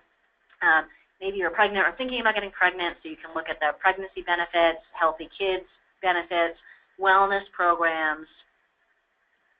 The provider directory links are available here with BH pulled out for a reference, and hospital affiliation reference as well. So that's one tool that's available for MassHealth members to compare plans. Now, what probably a lot of people are going to do is just, where's my primary care provider going? So we're going to do an example of that. So you have to search for primary care provider near where you live. And so you'll see there's this huge caveat. So first of all, it is telling you it's primary care providers only, so there's no specialists. And now they have added this language about, so BMC, Tufts Health Together, the MCOs, and the Primary Care Clinician Plan participating primary care providers are not on this website. So you have to go and look for them separately. But if I'm looking to see if my doc is part of an ACO, we would recommend, based on our sort of experimenting with this website, that you do it by zip code to get the most accurate results. So I'm going to look to see if I can find my children's pediatrician. So I plugged in the zip code, and you have the options to choose particular plans. Like, okay, I'm thinking about Fallon. Let's see who's out there. So here we go. I'm going to look for my children's doctor. Well, there's nothing there. And the reason for that is because I searched at the PCP level. I need to be looking at the primary care clinician level, the entity level. So let's try that again. And we would recommend that you back out of the website and start the search over, because the filter reset doesn't fully work. So trying again.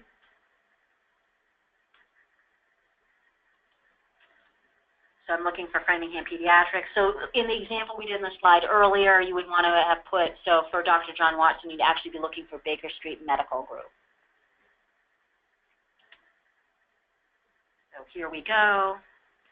And there they are. My children's pediatrician will be part of the Tufts Health Together Boston Children's ACO. And so I have contact information for them. And so now I know where my children's doctor is going. Similarly, so we did mention, so the Dr. Elizabeth Rogers example, we're going to take a look for a PCC who may also, a PCP who may also be a PCP.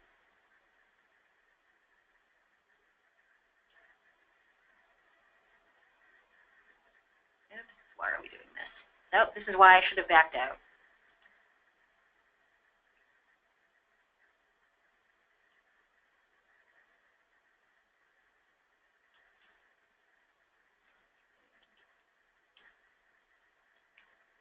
So this is an instance, hopefully this will work. I'm looking for Dr. Tello, who is my primary care doctor. So Dr. Tello, in this instance, happens to be one of those doctors like Dr. Elizabeth Rogers, who is both a PCP and a PCC. So that's why he appears at the individual level. So, you know, under the Elizabeth Rogers example, if she were real, if we put her into the website, she should pull up as well. So that's an example where that particular doctor is a, you know, is a solo practitioner, so they are serving as both a PCC and a PCP. So that's the search function of those websites. They also have, they do have some information that would be helpful to either members and or providers. So member materials, they have an ACO fact sheet, which is available to you as a webinar download. They have this choosing a health plan worksheet, which may be helpful to MassHealth members. So they can print this out. And so the general guidance on this is look up which health plans are available to you by your zip code. So I'm going to write them all down.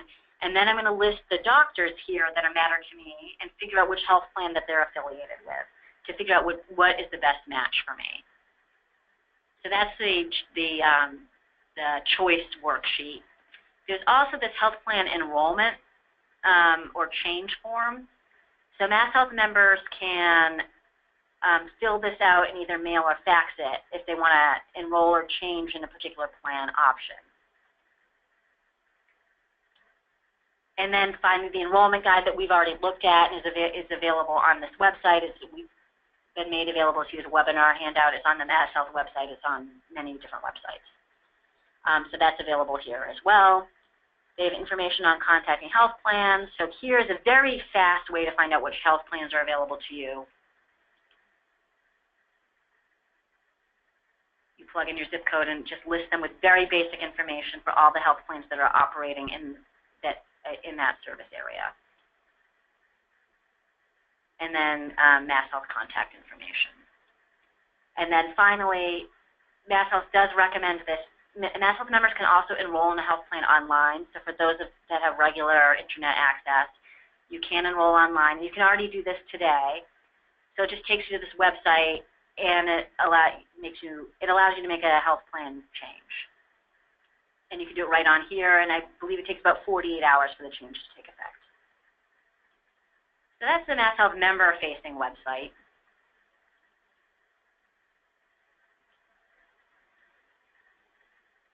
In terms of an information page, so MassHealth has actually, since our last webinar, so the people who participated in the first version of this didn't exist. There's a MassHealth PCDI, so a MassHealth Systems Transformation page for MassHealth members, and so the link is right here, and you'll get these slides. That's what it looks like. This is what this slide looks like. It's very nice. There's actually a little video that that's oriented towards MassHealth members about choosing a health plan that you can take a look at. It includes that member-oriented educational video. It has the MassHealth enrollment guide there as well. It has an entire page about the green stripe notices, links to that MassHealthChoices.com website that we just looked at, and then we've just put in for your convenience the page where you can learn about the MassHealth, the green stripe notices. That's the link there. And then the online enrollment form, that's the direct link right there. So we just put that in the slides for your information. Then just moving on to provider communication. So MassHealth has a provider communication strategy that is still developing. So MassHealth has also been doing provider PCDI or systems transformation overview webinars. They've been doing them for some time now. They provide an overview of payment and care delivery innovations. They talk about the ACO and MCO structure, the timelines for all this implementation, information on how members are going to be assigned to plans, enhancement to EVS, so the eligibility verification system. They're held Tuesdays at 1 o'clock and Thursdays at 10 a.m. through December, and I suspect that they will extend those. To participate in those, you have to register through the learning management system through that website there, masshealthtraining.com. So if you don't already have a login, you're going to have to create a profile and register.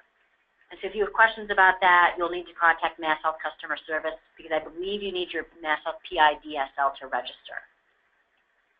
And you can see, so the webinar attachment on the MassHealth Provider Education handout has information about this as well. So other resources, so MassHealth is having several in-person sessions for providers. They'll be in January and March of 2018 in different locations around the state. Registration is required and space is limited. And again, that webinar handout that we referenced has information about this. There's also a new MassHealth PCDI for providers landing page. So this is also new since ABH's last webinar. So it includes provider-oriented fact sheets, which was the fact sheets available to you as a webinar attachment. The most recent provider bulletin, which is available on the MassHealth website and the ABH website. Information about their webinars and additional information. We did put the sort of main landing page for the provider fact sheet because it's a little bit hard to find. The bulletin, that is the page where you can find the All Provider Bulletin. They also have a resource. This is an existing resource, Mass Healthcare Training Forums. They are regional, so they're around the state. They happen quarterly. The next meetings are in January. Registration is open now. Those, they are free, and they do sometimes reach capacity, so we would encourage you to enroll if you'd like to as soon as possible.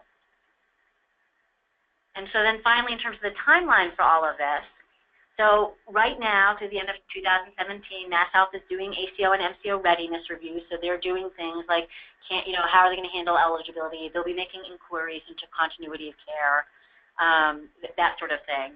The MassHealth member notices started in November and will continue through December. MassHealth is doing their provider webinars that I just talked about. They're going to be doing the MassHealth member information sessions starting in January. Those Mass Healthcare Training Forums, which happen quarterly, the next ones are in January. Then again, March 1st, all of this goes live. So MassHealth members become either MCO or ACO members for the first time. And their plan selection period begins. Starting in March, there will be an SUD expansion that we will talk about in another webinar. We're going to do a webinar specifically on this in January. MassHealth member fixed enrollment period begins in June.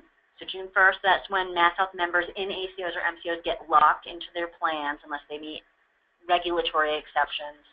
And then CPs go live. Behavioral Health Community Partner and LTSS Community Partners go live in June of 2018 as well. And we'll cover that in other forums as well. So with that, we will take your questions. Okay, so this is going to be your last chance to submit questions about the webinar. We're going to give about, we have a bit of time left, so we'll take as many as we can and answer as many as we can. But just for those of you who need to hop off sooner, I want to let you know that following the webinar, we will be sending out an email, like we've mentioned, that will include Lydia's slides along with the handouts that we've been referencing. We'll also be sending out a survey, so we'd appreciate any feedback you can provide us on the webinar, and there will also be a recording of the webinar made available on our website, and we will send out an email once that is up. Okay, so our first question, if someone changes their service area and needs to change ACO, is it designed to take effect on the beginning of the next month or effective immediately? So it's kind of in between. I believe, and we will try to verify this, I think it takes 2 business days for the change to become effective. But so it's more immediate than the next month. But we will see if we can get an answer from MassHealth on that. So the next question is, clients may get discharged from one methadone program and usually transfer or apply to another program. If this happens, may they switch to any other provider? Assuming that provider is in the network for their health plan, that is the case. So today in Massachusetts, the BH networks are largely overlapping, and so we have no reason to believe, and we have not been signaled by the ACOs or MCOs at this time that there's any plans to sort of customize their BH networks for particular ACOs or MCOs at this time. So the networks will probably be largely overlapping, but we won't know for sure until these go live. But if you're with one provider and you're moving to a different service area, or for whatever reason you want to transfer to a different provider, as long as they're in the network for that ACO or MCO that the member belongs to, they can go to that provider, just like today. Okay, so the next question is, will the move to value-based planning affect services that are currently paid on a unit rate basis? I'd say the answer to that is the hope eventually, but that's not going to be a day one initiative. So MassHealth is clearly pushing the ACOs and MCOs to explore and adopt alternative payment methodologies, but for a lot of traditional behavioral health services will be delivered on a fee-for-service basis, at least in the very near term. So the next question is, so are you saying that members and providers will not know what plan individuals will be enrolled in until the date of the actual go live? No way to see in advance. The members will know if they have actually received and read their letters, which we know is a big if. But no, in terms of providers, you will not actually know what plan they're in until March 1st. So the next question is, so on March 1st, they pick a plan. If they say, let's see, if they have BMC now, does BMC stay as their plan until June 1st, or does the new plan pick start on March 1st?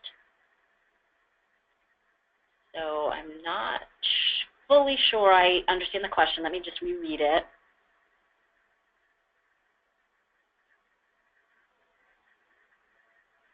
So if I understand the question correctly, and I'm not sure that I do, so if the MassHealth member has picked BMC for March 1st, does BMC stay at their plan until June 1st?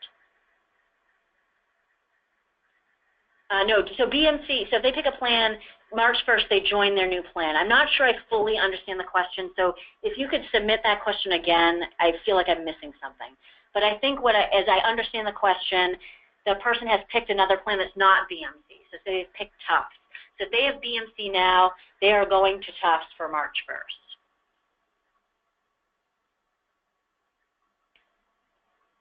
All right, so and how does that come into play for billing is the next piece.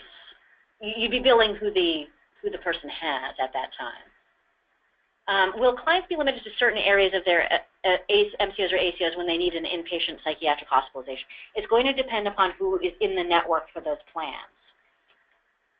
And just given our general sense of it's not like there's an excess capacity in the system. Our gut is that the plans are going to continue to have overlapping networks. Where will children who have CMSP fit into this? They don't. So they're not part of this initiative. This was just taken over by MassHealth. Will they be eligible for ACS? No. It's a completely different benefit structure.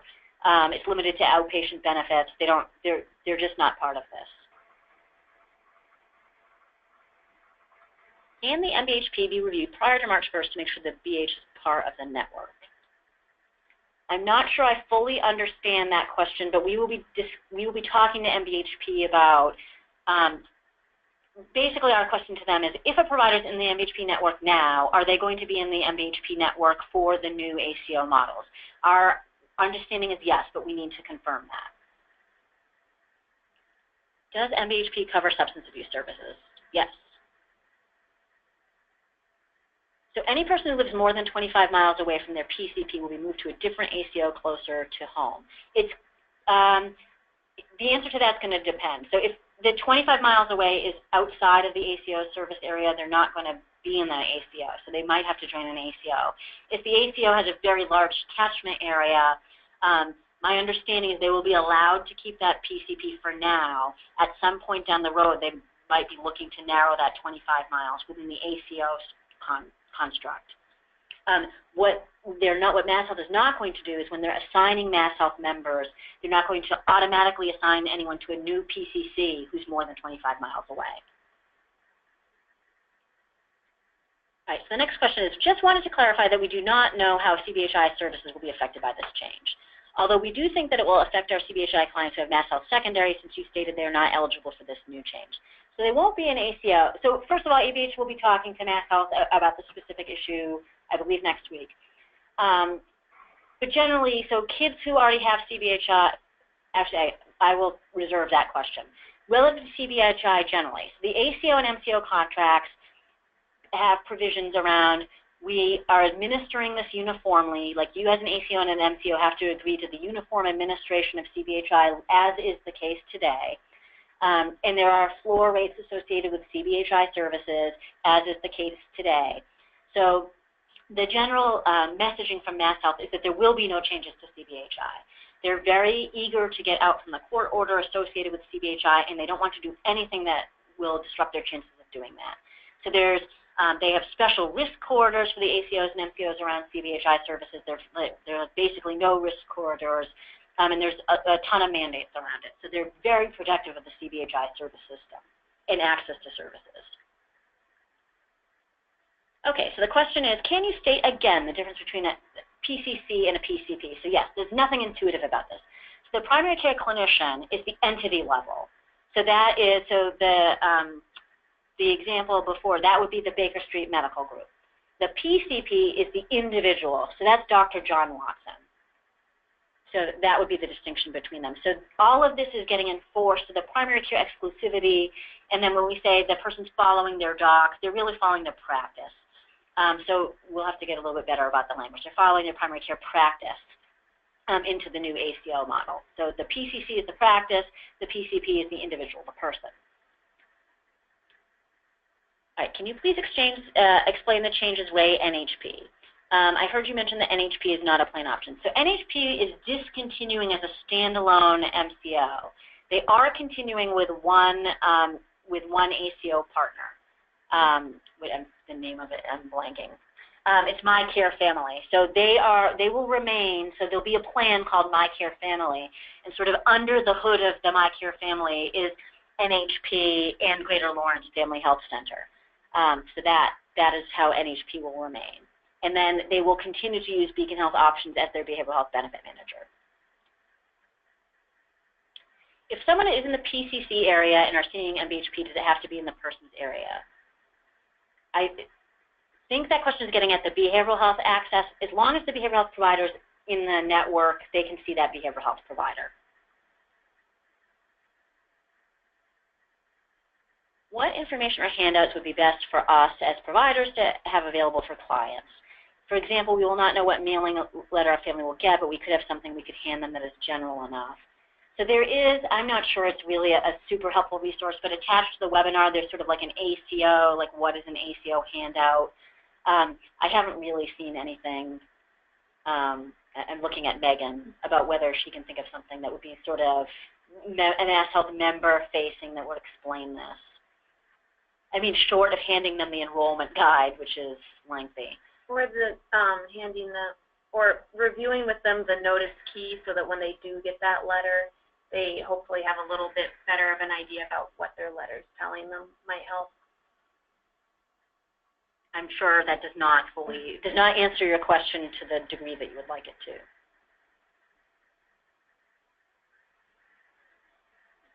No, so this question has been asked and answered by MassHealth. Is there an allowance for members who work in a different service area that wish to join a plan that serves that area, so centered on their employment instead of residence, as it's a better, basically, logistical option? And the answer to that from MassHealth is no. So this, unfortunately, we don't have very good answer to either. So the next question is, I run a residential treatment program. Is there a way that our clients can find out the information that was mailed out if they do not know where it would have been mailed to? Can they log in online to access their personal information? So they can call the MassHealth Customer Service Center. So they can call, and I believe they can call that 24/7 and get an answer to that. But they can call MassHealth Customer Service. We will verify the 24/7.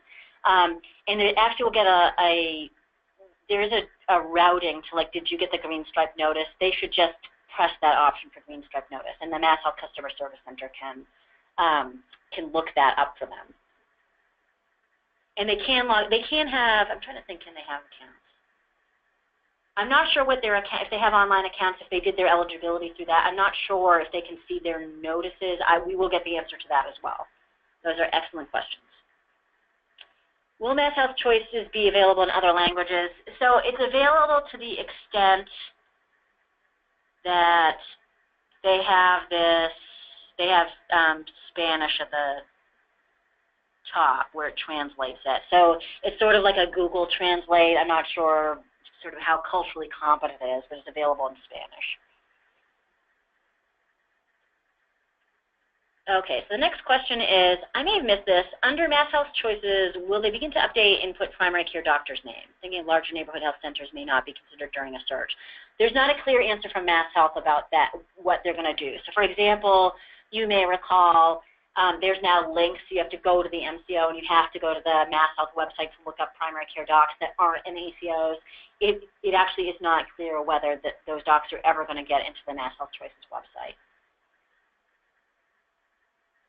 This is very complicated, yes.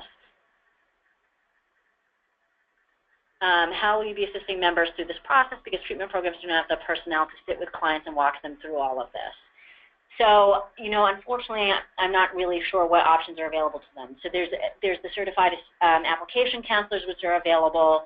So we can pull out the link for that and send that to you. Again, the capacity for them to handle those calls is somewhat limited. They can call MassHealth Customer Service Center. MassHealth says that their staff will be able to assist members in understanding plan choices. As 1.1 million notices go out the door, their capacity to sort of help people individually will probably be reduced. But those are the two primary options. It's not a great place for providers to be in.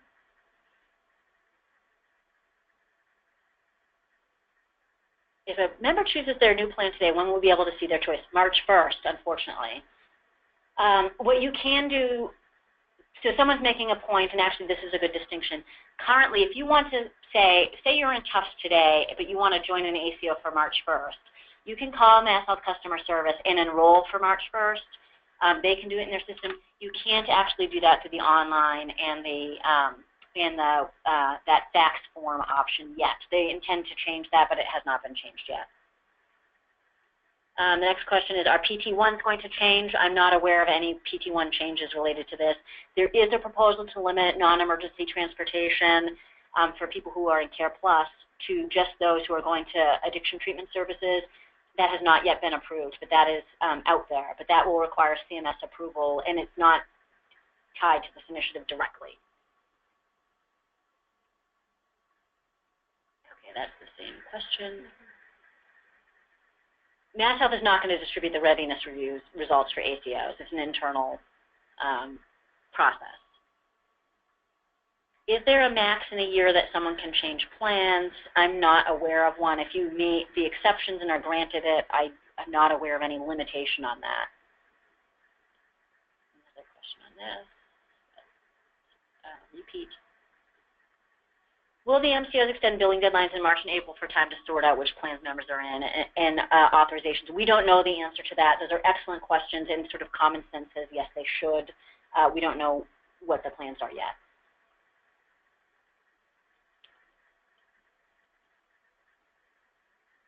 Okay, so the next question is, if a member's PCP changes his or her plan membership, will individuals be able to change their plan to follow an individual provider?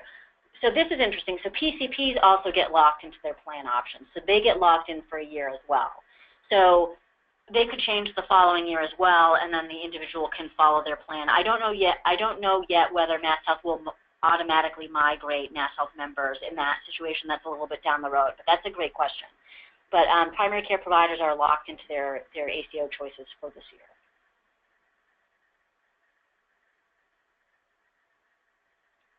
All right, will your materials for members enable a member to look up their PCP in order to learn the PCC, since it looks like they need to know their PCC in order to proceed with enrollment? It would be helpful to have this cross-reference. I'm not aware of a cross-reference. This has come up. So ABH participates in Medicaid advocates meetings with MassHealth. This is an obvious disconnect between sort of how this is rolling out and how people think of their treating relationships. So I'm not aware of any crosswalk that you're talking about. So MassHealth doesn't actually know which primary care providers, which individuals are associated with PCCs. They actually do not know that information. Can someone go outside of their area for BH? Yes. So my understanding is if they are in the network, so for example, if you're one of the partnership plan, if the person's in a partnership plan ACOs, to say they're in WellForce, which is using, I think they're using Beacon as their behavioral health benefit network. If the BH provider is 100 miles away, but they're in the Beacon network, that person will be able to access that Beacon provider. Have they already started assigning to PCC plans based on the identified PCP or PCP? I'm thinking you're meaning the partnership plan, the integrated ACO MCOs. So they haven't. They're starting to assign them in that people are getting letters saying this is who we think your PCC is, and so let us know if that's not the case. And this is the ACO that you're going to as of March 1st. So they're not assigned. It's just sort of a notification process. MassHealth is going to start giving the ACOs sort of their putative member list starting sometime in December, and they're going to do that monthly. So the ACOs can sort of check it against their own files as well. But the actual assignments will not be formally enrolled in a plan until March 1st.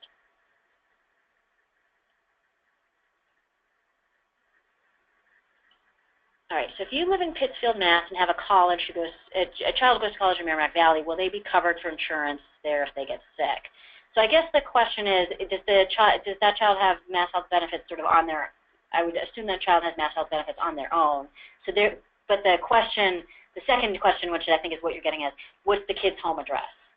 So if the home address is Pittsfield, that is potentially an issue. So it may make sense for that child to join, like, for example, the PCC plan, which could potentially be a disruption in care. Also, at work, we see people from the local college, from other areas with other insurances. Will they be covered with us? It depends upon what the insurance is. I don't know if you mean MassHealth insurance or other insurance. And the answer really is with whether you are in that network. Okay, so then there's a question about working within the prison system, and the address given to MassHealth is the DOC headquarters. This is a question the DOC questions we need to try to get an answer for.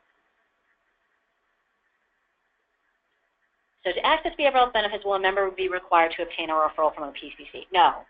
So that is not, so under the MassHealth regulations today for the PCC plan, a referral is not required for behavioral health.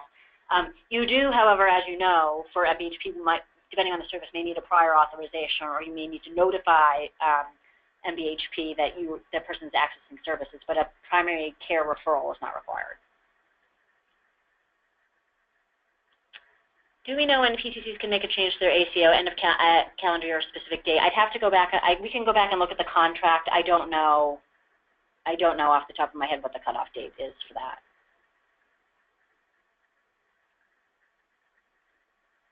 Okay.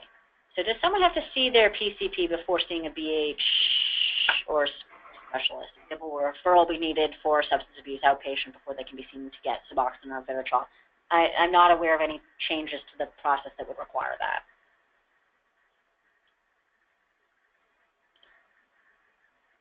Okay, we already answered that question. Okay, great. We got through all of the questions.